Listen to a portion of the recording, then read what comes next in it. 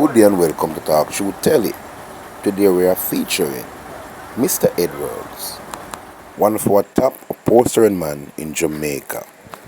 He was served with a notice by his landlord and today he's removing before the bailiff gets in place. He owed over $2 million in rent. He's pleading to the government to give him somewhere where he can train youths because he said a lot of youth in the country doesn't have any skill. He wants the government to take the opportunity to allow him a place where he can teach the youths.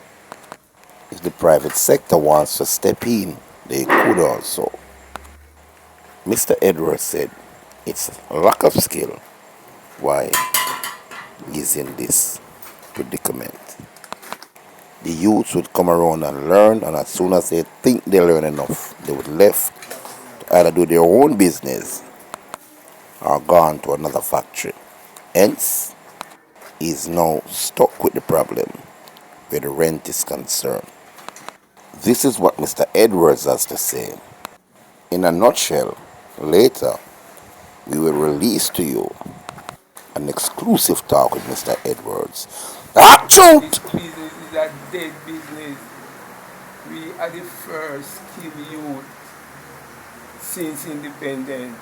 If you see the things that we have come from foreign now, if we did a build those things, down the passport royal, you can go and add your roll number and buy 10 pieces of bones to build a set of chair. May cost you maybe $20,000. While the next man can pick up some old board and cover it and sell it, so you can't compete. The government can't replace my skill. So what would you ask after going to do for you? A factory space and some youth to train. And you have to make sure that when the youth them come, them stay in the system for at least 6 months. No, 1 year. He cut down for a politician promised me over 1 year now was to get some space and get some youth to train. And I know you have to find some skilled people. Get me a place can hold at least 20 youth, and within 2 years, me give them a skill. For those when they give skill to, them gone with it. Them come here without a skill, and you can't take it back from them. Oh, give them strength to face another day. Make it a long life's road and carry their heavy load. Give them the strength, oh, just to carry on. Oh, my Lord. Yeah, they could have pushed it over 100.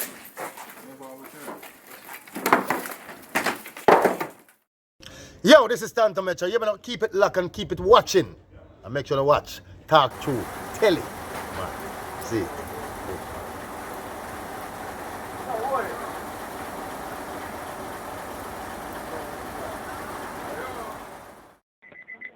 Mr. Edwards doing business at 24 Dermore Road for many years. He took a lot of young youth under his wings and teach them the skill of upholstering. What he complains that a lot of time when you teach them skill, they think they're rich. So they would left and try to do business on their own. And most of the time, it didn't even work out. Mr. Edwards said to date a lot of youth doesn't even interested in skill. There are no skilled persons. And because of that, it causing business to go down. To date, he was asked to leave his business place because he cannot even afford the rent. He owed over $2 million in rent. The work is there, but no one to help to get the work to a level to issue to the customers. He's now calling the government to give him a place where he could teach youth the skill. He's about to leave Jamaica. That does not happen. And if he left Jamaica, trust me, Jamaica will be in for a laugh. He's willing to teach youth this skill, which will in turn contribute to the cutting down of crime. government of Jamaica, even the private sector, if you are watching, contact Mr. Edwards and try to get him a place where you could teach the youth them skill. He's willing to do that. Let's get Yeah, man, for all the right years into it. doing business, I never employ a skill, man. All the youth them come here without a skill and learn from me. And when they leave, I can't take back the skill. Me alone now end up in my place, don't have a skill. You. The youth them not learn a trade. The people them who usually bring in the things them and sell it. Since them come in at the business, them take away all the little work of them. So it end up now that me don't have no skill with learning. Them used to deal with manufacturing, sell material, supply with the material, certain material we use to use and manufacture the chair like the reclining chair mechanism. Them not bringing them things in the country no more.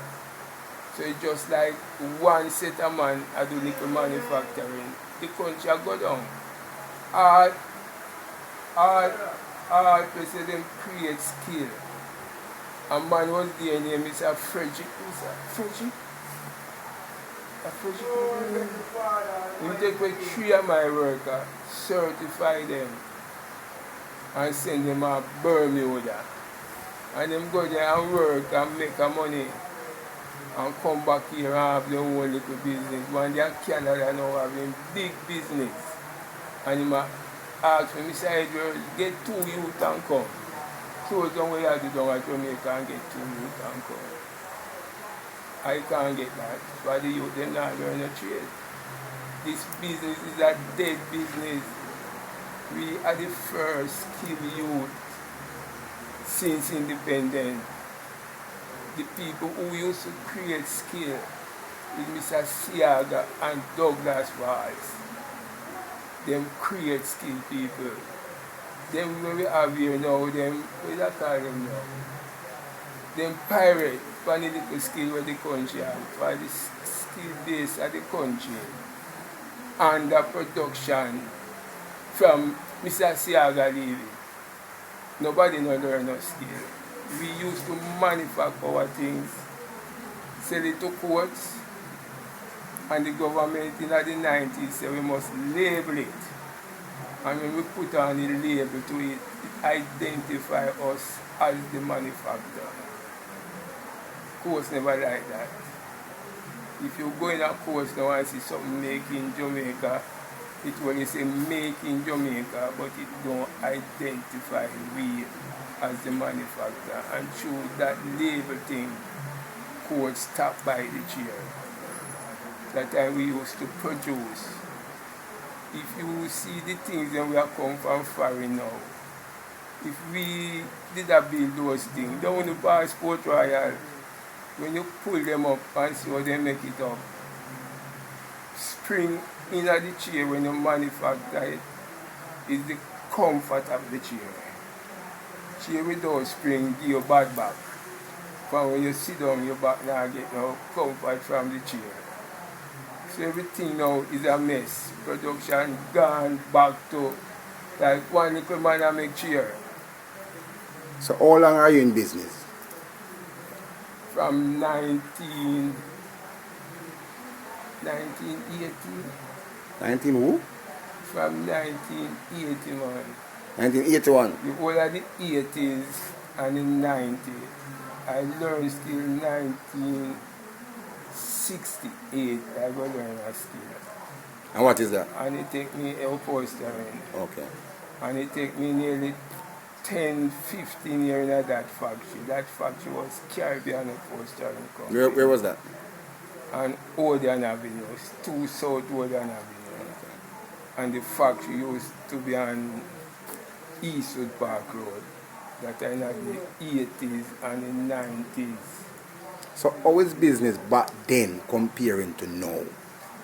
Business now more manufacturing, more things building now. For you never have so much house like now. But the thing you don't have is the skill. For the pure Japanese and the Chinese things, them people more go for those than the Jamaican one. For them look good. But it only look good when them break up and ready for repair. You have to just throw away them things that them can't repair. So the Jamaican one is more better than the Chinese one. Some have the Jamaican one. But now the Jamaican one now get out of hand for people cover anything. You can go and hardware and lumber and buy 10 pieces of boards to build a set of chair. May cost you maybe $20,000. While the next man can pick up some old board and cover it and sell it. So you can't compete in the market now with upholstered furniture. For some of them, it just not worthwhile. So is it that people would know rather to go and buy a ready-made settee than come to a upholstered man to build your settee? Yeah man, people now would have buy a more custom-made settee, but during our time as a manufacturer, we never identify ourselves, and we used to supply coats. And when coats cut me off, the cleaner come and interview me and one of the manager at courts, and that manager said never know of me. But those times we used to do a lot of work. We never have enough hands to cover chair. 30, 40, 50 a month we usually make when we used to supply courts. But you them change management now. Everything changed and prefer to give one company their thing. So what would have caused your business now to run down? What led you to even think that you want to give up business now? Lack of skill. The guy them will learn from me, leave, go on their own, or leave the country, or go at another factory. You think you would be able to train persons in art? If I wouldn't mind have a place could hold about 25 of them now. At least 25 of them now. So you think if the government would give you some money right now, you could have a place where you could just take some out of the street and just train them? Not the money, some way to train them. Some way to train them? Yeah, not the money. For we make the money. Okay. So not the money we want. We just want a place that we can produce and manufacture the thing. People from New York are called me. If you come up there, come work. But at my age, it don't make sense. I try to send 2 youth up there now if you go give them. So right now you're a skilled worker, and I can see that you do some very good job, and you're at the point now where you have to leave from where you are because of the skill, and they keep leaving, and it costs your business to actually run down, and you have to actually leave the premises now. So you would appeal to the government now not to let a skilled person such as you to even throw in the towel then and The government can't replace my skill. So what would you ask the government to do for you? A factory space and some youth to train. And you have to make sure that when the youth them come, them stay in the system for at least 6 months. No, 1 year. When them come and say them want a trade, as them a catch and do something, them gone, so the business set back. You have to pin them onto the workbench and say you can't leave this business that within a year or 6 months. So how you feel now, putting in so much work from such a long time, and today when you should be excelling, you're more looking at a broken hearted situation where you'll be like, what have I done for all these years? Why this is my pay? Well, as I say, my boss, I have a skill, and I'm glad I never have that much education. I'm glad none of my kids don't come to this. One go university, and the grandkids to them now, I go to medicine. So they now come in my field. For what I earn in my time, I take it and school them. And then well comfortable.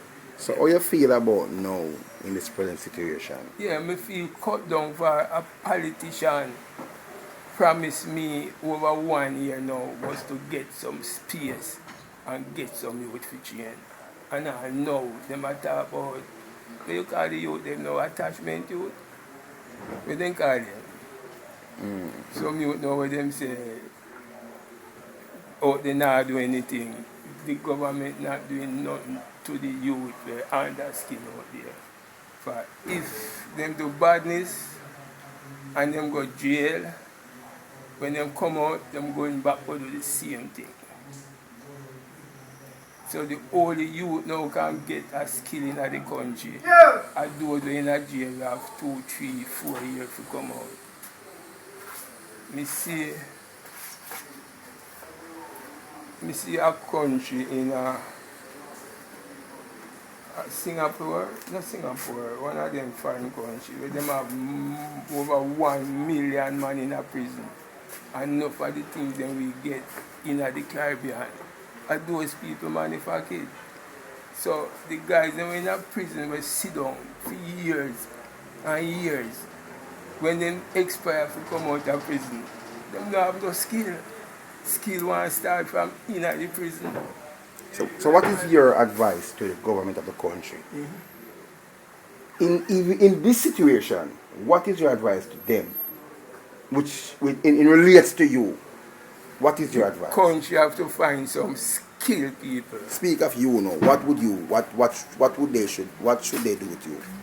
Where the skill is concerned and Take me a place can hold at least 20 youth, and within 2 years, me give them a skill. For those when me give skill to, them gone with it. Them come here without a skill, and you can't take it back from them. So that might be downfall of my business. And if they don't do that, then they'll be losing. If they don't do that, then they'll be losing the opportunity with getting a skill. But skill in the country, work in the country, but no skill. For me, they might talk about bringing skill man. They not talk about create skill for the youth. Them is here, but enough of the government don't know where we are doing. Them don't know what we're doing. Them don't know what we can do. So they need to take a tour and look for skilled people. Yeah, for in a Siaga time is that them used to do. Okay. In a Siaga time and Douglas Wall's time is that them used to do. Okay. Them here know what talk about job. Them not talk about skill. Okay, Mr. Edwards. Now you heard Mr. Edwards, you're hearing it from the man himself. Over 40-year experience me have. Saying if the government does not do something now, they will lose someone very important in the country that is offering skills to the youth. Where he is right now, he has to remove because of lack of skill and Can't pay the rent. Can't pay the rent. Him over $2 million in rent because of lack of skill. And when the guys them come and them leave, you know, things material here, but no one to actually perform the work. So he's calling the government to get in touch with him. If I have the skill, I could run in a business 24 hours. If I have the skill around me, I could run a 24 hours in a Jamaica. But when we used to build our thing, it's certified by the Bureau of Standards. So to find Mr. Edwards, contact Talk Truth Telly. Yeah, this is the Ocean of Messenger, and you're tuned to Talk Truth Telly, telling it as it is. Lord, give them strength to face another day. Make it a long life's road and carry their heavy load. Give them the strength, oh, to carry on. Oh, my